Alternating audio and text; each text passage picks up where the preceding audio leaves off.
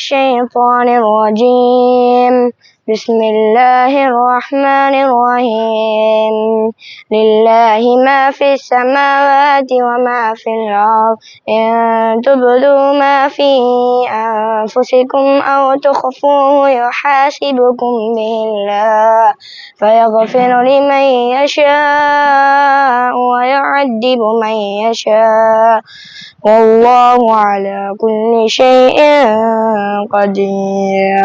ما شاء الله بارك الله فيك. நீ தானே கிராத் ஓதுற? ஆமா. என்ன சூரா ஓதுவா? என்ன சொல்றீங்க? இது ஓது யர்ஃபா இல்லாஹு அல்லதீன ஆமனு மின்கும் வல்லதீன ஊதுல் இன்ஷாஅல்லாஹ். ஓதுறியா? அதான் வந்து பொருத்தமா இருக்கும். என்ன? சரி. அது எங்க எதுல வருது? சூரா முஜாதலா. சரி சரி. இப்போ ஓதி காட்டு பாப்போம். أعوذ بالله من الشيطان الرجيم بسم الله الرحمن الرحيم يا أيها الذين آمنوا إذا قيل لكم تفسحوا في المجالس فافسحوا يفسح الله لكم وإذا قيل انشزوا فانشزوا يرفع الله الذين آمنوا منكم والذين أوتوا العلم درجات والله بما تعملون خبير. அது ஜாமில் ஜுமாம் பண்ணிட்டு இருக்கீங்களா? ஆமா. முடிச்சிட்டீங்களா? இனிமே மேல எத்தனை கீழே எத்தனை? கீழே 5 இது ஸ்டார்டிங்ல ப்ரிப்பேர் பண்ணோம். அதுக்கப்புறம் மேல அலிஃப் லாம் மீம் ஸ்டார்ட். அஹ்மத் இப்ராஹிம். அஹ்மத் இப்ராஹிம். எந்த தெரு? அலியாத். அலியாத். இன்ஷா அல்லாஹ் இந்த வருஷம் ஓதி முடிச்சிடுவீங்களா? இன்ஷா அல்லாஹ். இன்ஷா அல்லாஹ். வாழ்த்துக்கள். அஸ்ஸலாமு அலைக்கும் வரஹ்மத்துல்லாஹி வபரகாத்துஹு. அஸ்ஸலாமு அலைக்கும் வரஹ்மத்துல்லாஹி வபரகாத்துஹு. அல்ஹம்துலில்லாஹ் வஸ்ஸலாத்து வஸ்ஸலாம் அலா ரசூலில்லாஹ் வ அலா ஆலிஹி வ ஸஹ்பிஹி அஜ்மஈன். அம்மா பஅத். நம்ம காயல்பட்டினம் ஆயிஷா சித்திகா மகளிர் இஸ்லாமிய கல்லூரி, இந்த கல்லூரியை பொறுத்தவரையில் கிட்டத்தட்ட 38 வருஷங்களுக்கு மேலாகிட்டுது. ஆனால் ஆரம்ப காலங்களில் நாங்கள்லாம் ஓதுற காலத்தில் நம்ம ஊரை பொறுத்தவரையில் ஆண்களுக்கு மதரசா இருந்தது. அந்த ஆண்கள் மதரசாக்களில் 7 ஆண்டுகள் ஓதிட்டு சனது ஆலிம் சனது வாங்குவாங்க. இதுதான் நம்ம ஊரில் இருந்த முறை. ஆனாலும் கூட ஆரம்ப காலங்களில் நம்ம ஊரில் பெண்களுக்குன்னு தொழுகிற தைக்காக்கள் இருந்தது. அந்த தைக்காக்களை பொறுத்தவரையில் நோன்பு காலங்களில் தராவீஹ் தொழுகை நடக்கும், மற்ற இன்ன பல சில அமல்களை செஞ்சுக்கிடுவாங்க. அந்த தைக்காக்களில் மார்க்க சம்பந்தமான சில பாடங்களை நடத்துவாங்க. அப்படியாக மதரசாக்கள் இருந்தது. ஆனால் நம்ம ஆயிஷா சித்திகா மகளிர் இஸ்லாமிய கல்லூரி தான் ஒரு ஹாஸ்டல், ஒரு கல்லூரி மாதிரியான ஒரு அடிப்படையில் 2 கல்வியும் சேர்ந்து கொடுக்குற மாதிரி பெண்களுக்கு ஒரு சிறப்பாக இது ஆரம்பிக்கப்பட்டு துவங்கி கிட்டத்தட்ட ஒரு 37-38 வருஷங்கள் ஆயிட்டு கிட்டத்தட்ட 1000க்கும் அதிகமான பிள்ளைங்க இங்கே ஆலிமா சித்திகியாங்கிற பட்டத்தை வாங்கி தமிழகத்தில் பல இடங்கள்ல நிறைய மதரசாக்களுடைய முதல்வர்களாகவும் அதே போன்று அவர்கள் பல கல்வி ஸ்தாபனங்களை நடத்திக்கிட்டு இருக்கிறாங்க. அல்ஹம்துலில்லாஹ் இந்த அளவுக்கு ஒரு சிறப்பான பணிகளை இந்த கல்லூரி செஞ்சிட்டு இருக்குது. நான் இந்த கல்லூரியில முதல்வராக பணியாற்றி கொண்டு இருக்கிறேன். கிட்டத்தட்ட ஒரு 30 ஆசிரியர்கள், பெண் ஆசிரியர்கள் இங்கு பணியாற்றி கொண்டு இருக்கிறாங்க. அனைத்து ஆசிரியர்களையும் பொறுத்தவரையில் இங்க பட்டம் வாங்கி படித்து இங்கேயே ஆலிமா முடித்து இங்கேயே ஆசிரியர்களாக பணியாற்றி கொண்டு இருக்கிறாங்க. இதுதான் இந்த கல்லூரியினுடைய ஒரு பெரிய சிறப்பு அம்சம்.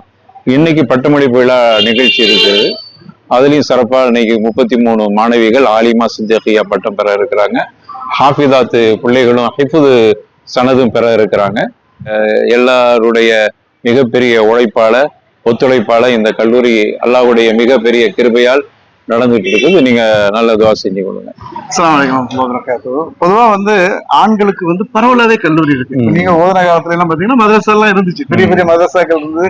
அங்க வந்து ஹிஃபுதுகள் இருந்தது. அது மாதிரி ஜும்ரா ஓதி கொடுத்துட்டு இருந்தாங்க. அதுல எல்லாம் பட்டம் பெற்று தேர்ச்சி பெற்று தான் வந்திருக்காங்க. ஆனா அதே சமயம் அந்த காலகட்டத்துல லெப்பதான் ஓதி கொடுத்துட்டு இருந்தாங்க. பெண்களுக்கு ஓதுவாங்க, ஆனா குர்ஆன் மனனம் செய்யறதுக்குள்ள வாய்ப்பெல்லாம் இல்லை. குர்ஆனை ஓதிடுவாங்க, பிள்ளைகளுக்கு குர்ஆன் ஓதி கொடுப்பாங்க, பள்ளிக்கு போறேன்னு சொல்லுவாங்க. சோ இந்த வந்து அந்த காலகட்டத்திலேயே வந்து இந்த மதரசாவை அமைக்கணும், இந்த மதரசா வந்து பெண்களுக்கு வந்து ஒரு விழிப்புணர்வு ஏற்படுத்தணும், மார்க்க அடிப்படை அந்த போதனைகளை வந்து பெண்கள் மூலமா உருவாக்கணும் அப்படிங்கிற எண்ணம் எதுக்கு வந்துச்சு, ஏன் வந்துச்சுங்கிறத சொல்லுங்க. பொதுவா வந்து ஆரம்ப காலங்கள்ல ஆண்கள் படிக்கிறதுலையும் மார்க்கத்தை படிக்கிறதும் சரி, உலக கல்வியை படிக்கிறதுலும் ஆண்கள் தான் முக்கியத்துவம் கொடுக்கப்பட்டு, பெண்களை பொறுத்தவரையில அவர்கள் வீட்டு வேலைகளை செய்யக்கூடிய இப்படியான ஒரு நிலை தான் இருந்துச்சு. ஆனால் அதுல ஒரு பெரிய மாற்றம் என்னன்னா, பெண்கள் இது மாதிரியான மார்க்க கல்விகளையும் உலக கல்வியும் அவங்க படிக்கும் போது அவங்க ஒரு சமூகம் மாதிரி, ஒரு பெண் படிச்சுட்டு போறான், ஒரு ஒரு ஒரு உம்மான்னு சொல்லலாம், ஒரு சமூகம். ஏன்னா அவங்க புகுந்த வீடுகள்லையும் கல்வியை புகுத்த முடியும், தன்னுடைய கணவனை நல்ல வழிக்கு கொண்டு வர முடியும்.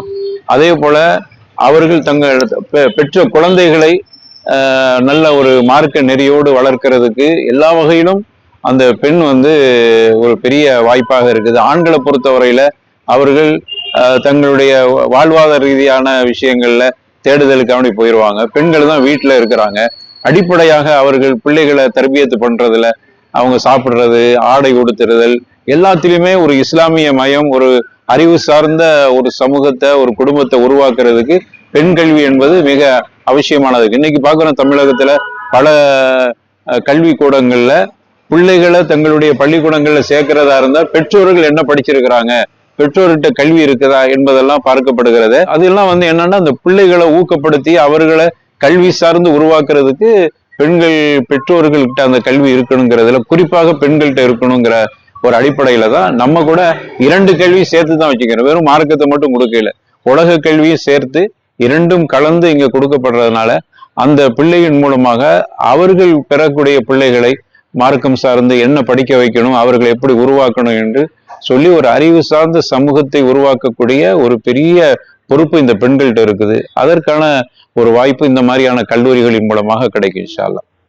பொதுவா மார்க்க கல்வியோட சேர்ந்து உலக கல்வியும் வேணுங்கிற கட்டாய காலகட்டத்துல இருக்கும். அதாவது ஓதுனா மட்டும் போதாது, படிப்பு உலக மார்க்க கல்வியோட சேர்ந்து உலக கல்வி வேணும். உலக கல்வியும் மார்க்க கல்வியும் இணைந்துதான் ஒரு சமுதாயத்தை ஒரு நல்ல ஒரு வழியில உருவாக்க முடியும். ஏன்னா பட்டறிவு படிப்பறிவு 2மே வேணும். அவங்க மார்க்கத்தை மட்டும் பேணிட்டு இருந்தா உலக நடப்பு தெரியாது, உலகத்தை மட்டும் பேணிட்டு இருந்தா மார்க்க நடப்பு தெரியாது. 2க்குமே முரண்பட ஆரம்பிச்சிடும். ஸோ 2மே இணைந்து போகக்கூடியதுதான் இந்த காலகட்டத்துல இந்த ஒரு அருமையான மதரசா வழி நடத்திட்டு இருக்காங்க. இந்த மதரசாவை பொறுத்த வரைக்கும் அந்த சிலபஸ் அது என்னெல்லாம் வச்சிருக்கீங்க, என்னெல்லாம் கல்வி புகட்டுறீங்க?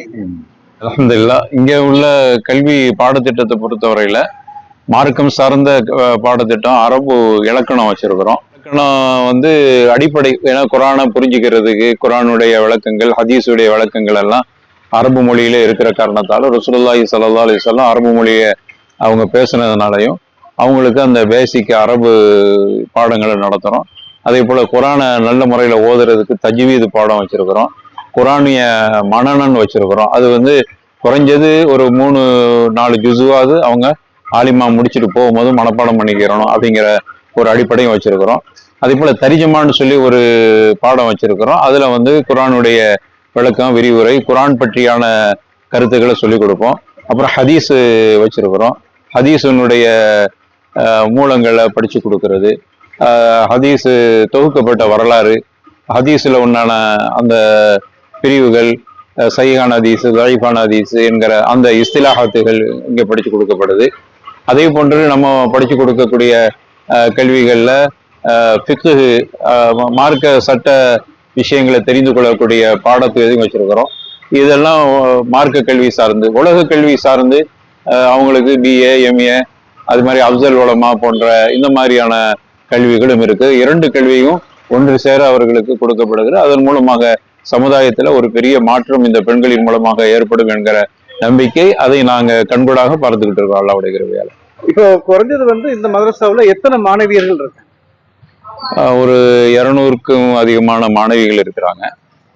ஹாஸ்டல்ல ஒரு 175க்கு மேல ஹாஸ்டல்ல தங்கி இருக்கிறாங்க.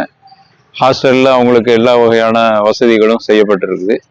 அல்ஹம்துலில்லாஹ், உணவு, ஒரு தரமான உணவு முடிந்த அளவுக்கு, அதே போல சுத்தமான முறையில் அவங்க தங்குற இடம், கழிவறைகள், இவைகள்லாம் ரொம்ப சுத்தமான ஒரு நிலையில, பாதுகாப்பான முறையில். குறிப்பாக பாதுகாப்புக்கு இங்க நம்ம கொஞ்சம் கூட யோசிச்சே பார்க்க முடியாத அளவுக்கு அவ்வளவு ஒரு பாதுகாப்பு பெண்களுக்கு கொடுக்கப்பட்டிருக்குது. எந்த ஆண்களும் அந்த பெண்களை பார்க்க முடியாத அளவுக்கு ஒரு சிறப்பான உஸ்தாதுகள். இப்ப நாங்க கூட திரைமறைவுல தான் அவங்களுக்கு வகுப்பெடுத்துட்டு இருக்கிறோம். அல்ஹம்துலில்லாஹ், யாரு பிள்ளை எந்த பிள்ளைன்னு தெரியாது, அவ்வளவுதான். அவங்களுடைய பேருகளை நாங்க ஓரளவு கணிச்சு வச்சுக்கிறோம். அந்த அடிப்படையில தான் இப்போ இன்னைக்கு வந்து ஆலிமா சித்திகியாங்கிற பட்டம் ஒரு 33 மாணவிகள் பட்டம் பெறுறாங்க. இவர்களை பொறுத்தவரையில 10ஆம் வகுப்பு முடிச்சுட்டு வந்து சேருவாங்க. முதல் ஆண்டு வந்து நம்முடைய பாடம் மதரசாவுடைய பாடங்கள், அடுத்து 2 ஆண்டுகள்ல அவங்க 11, 12 முடிச்சிருவாங்க. ஆக 33 பேர்ல 10 முடிச்சுட்டு வந்தவங்க +2 முடிச்சுட்டு ஆலிமா சித்திகியா பட்டம் வாங்கிட்டு வெளியே போறாங்க. +2 முடிச்சுட்டு வந்து சேர்ந்தவங்க அரபிக்கு, அதாவது அப்சல் உலமா, BA, BAS இந்த மாதிரியான டிகிரியோட அல்ஹம்துலில்லாஹ் போறாங்க. இப்படியான ஆக 2 கல்வியும் அவர்களுக்கு ஒரே இடத்துல கொடுக்கிற ஒரு வாய்ப்பை ஏற்பாடு செஞ்சிருக்கோம். இந்த மாதிரி கிடைக்கிறது வந்து ரொம்ப ரேர் தான். ஆமா, பொறுத்த வரைக்கும் இது நாங்க பெருமைக்கு சொல்லக்கூடாது. வந்து தமிழ்நாட்டில் பெண்கள் பாதுகாப்பான முறையில 2 கல்வியும் ஹாஸ்டல் வசதியோட ஒரு சுகாதார நிலையில ஒரு நல்ல சூழல், இஸ்லாமிய ஒரு சூழல் வட்டத்துல ஹிஜாபை பேணிய ஒரு நிலையில பாதுகாப்போடு இருக்கிற ஒரு கல்லூரி என்று சொன்னால் அது ஆயிஷா சித்திகா மகளிர் இஸ்லாமிய கல்லூரி காயல்பட்டில் இருக்கிறது தான். இது நம்ம பார்த்த வரைக்கும் தமிழ்நாட்டில் உள்ள ஒரு தாய் கல்லூரியாக இது இருக்குது. இந்த அல்லாவுக்கு எல்லா போகும்.